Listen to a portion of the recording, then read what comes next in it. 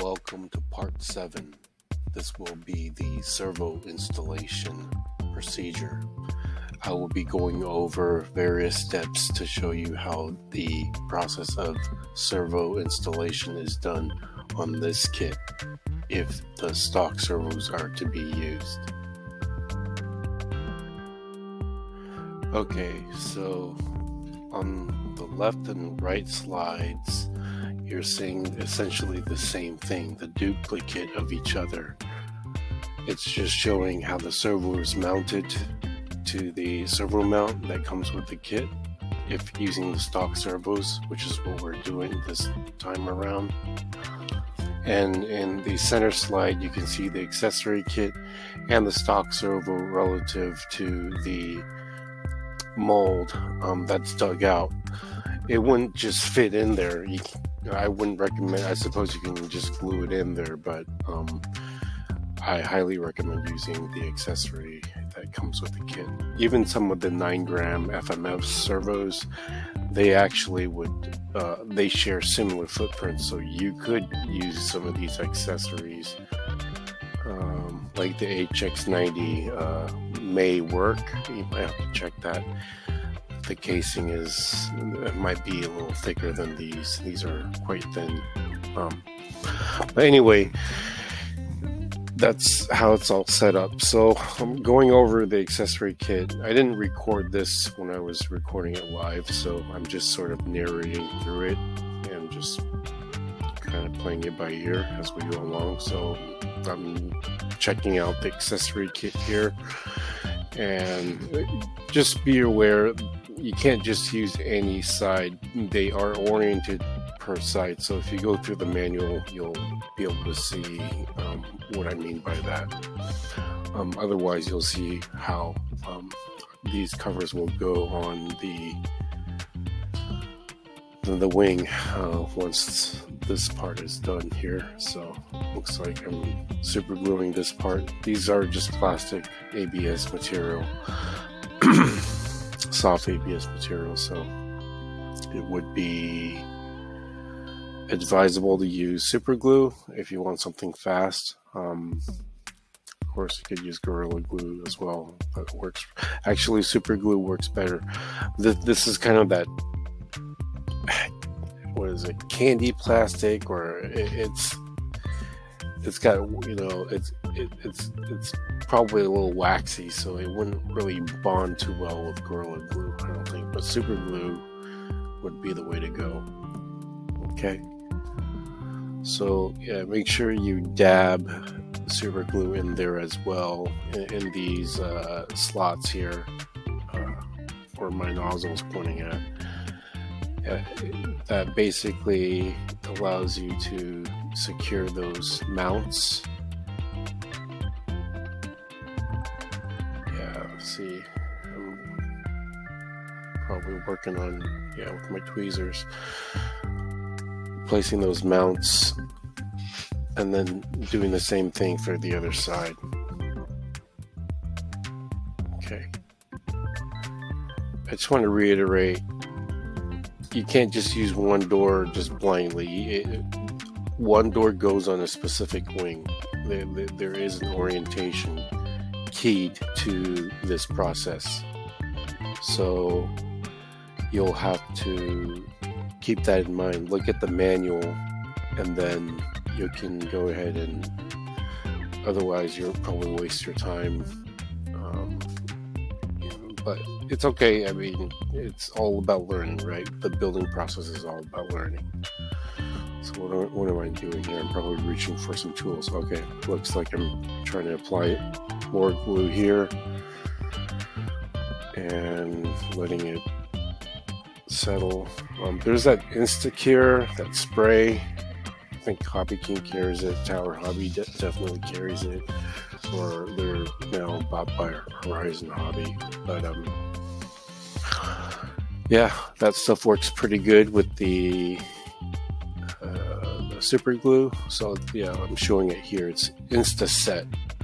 It looks like I got that one from Hobby King. So I mean, it doesn't work 100%. but at least it lets it set faster, and I can, move on to my next step quicker. Yes, I know letting it set organically is best. I understand that. Thank you. So in the accessory kit, there's going to be these rubber insert along with the brass fittings that would allow the Phillips threaded screws to lock the servo in through the mounts that we just super glued into the servo fixture, as you can see here. So I'm threading one of them in right now. These are all from the accessory kit. Okay. So by the way, guys, I am in no way affiliated with the wings maker. Although, like I say in my description box, I would appreciate any commission that I'm doing. They're not even a real, no-name brand right now, anyways, compared to what's out there. That are familiar with most of the folks that are into this hobby. So it's just, I like this particular airframe. It's sentimental value. It's something I've trained on, I've crashed on many times, gone through, rain, shine, weathered times. Becoming an RC pilot, it makes for a good glider. It's quick, it's really durable, it's stable, well behaved. To me, it looks great. I like everything about it. I'm biased. Call me biased, but it's a nice airframe, and it's cheap. I mean, the foam is up to par with almost up to par with the MPX and multiplex elapper foam. So it's really good quality, and it fits together really well. Let's see. So what am I doing here? I'm still working with the servo mount, right? Just threading that in. You just want to don't over tighten it, just snug fit.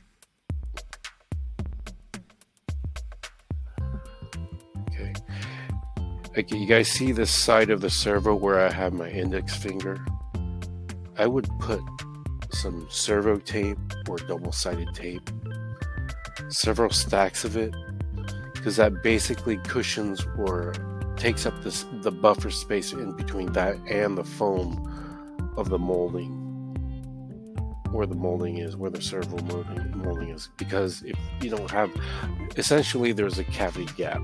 So my argument behind that is, if that super glue bond disrupts, if it comes loose, you'll have a cushion, you'll have a support underneath that foundation where the servo won't fall or get shifted vertically within that cavity, that servo pocket. Okay, so see, I'm mounting the servo here basically, and there is a wood frame accessory that comes with that. I would not recommend super gluing this particular part to the foam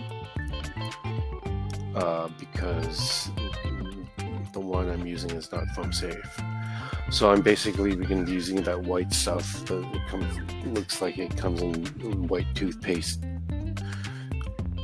mini tubing, like 6-inch tubing. It comes with the kits that we buy from FMS, or sometimes Horizon Hobby or Dynam, etc. Hobby King. So I would use that to sort of mount these on, or the Gorilla Glue, the gold colored Gorilla Glue, the one that expands. I would use a fine toothpick and just tread some, using the toothpick, tread some of the Gorilla Glue to secure the wood piece and the foam. They're fine surface areas, so use the fine toothpick to do that job. And once that sets, you're good to go to the next step.